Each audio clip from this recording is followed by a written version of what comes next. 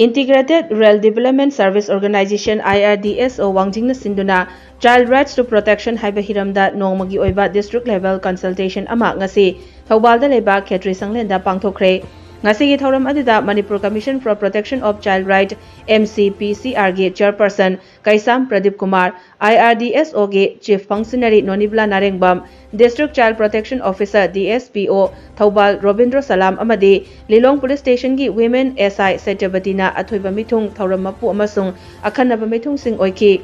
athoiba mithung gi warol piraduna Manipur Commission for Protection of Child Right MCPCR gi chairperson Kaisam Pradipkumar haikibada Thabak ama taubada fongdokpa yaba amasung yadaba kaya lairibani adubu lamdam asida ngasidi Keypad warrior kayana maning tamna lobu makhuta paiduna social media Wayenduna Leire masimakti lamdam masigi yamna laibak thibani haiki mahakna makhata na hai lamdam asida angang singbu kadai fauba protection tawribage haibasi khanaba yai ngasidi laibak asigi angang amata protection laiti hairaduna laibak asigi tungi laibak lepkadawriba angang singbu ngakpi senbinaba amadi Lamakhangda mangkidanaba honaminasi haiki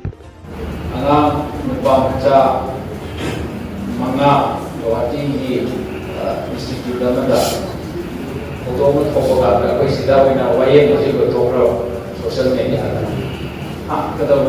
kadawni maming ga se screen na chongwa tv da mathang ga pathoga lo ko se aduna adugi manungga kibina yama yaw ada makwai posisi kari oigedoi hangga pausna kayam chumno trial ama chathari meda juvenile orama kalimat victim hoibi hai accused hoibi hai asi mami ko ke ati hai bese apaina campaign tori se 2000 kaya dai no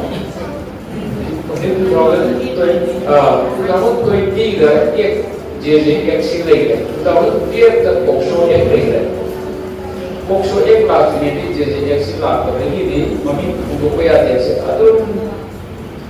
2000 ke, hamba JJ Exi, 2015 ni ek untuk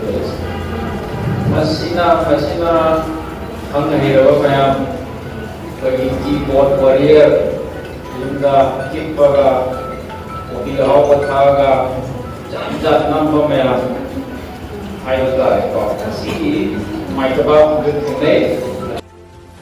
District level consultation adugi saruk ama oina Child Welfare Committee CWC Tengnopal gi member secretary Darngam Khalingna moderator oiduna pangthokiba technical session da Thobal gi WSI Irom Ayingbina child protection mechanism with special focus on child sexual abuse haiba hiramda wa ngaki Child Welfare Committee CWC Kakching Chairperson Kumari Nauremna ensuring child-friendly redressal and rehabilitation mechanism haiba hiramda aduga Human Rights Law Network HRLN Manipurgi Assistant Director Thokchom Premlatana Legal Safeguard for Children with special focus on child sexual abuse haiba asida wa ngangki ngasigi consultation aduda SMC member women support group teachers students community members elected members club member Asa worker amadi Anganwadi worker singsu saruk yaki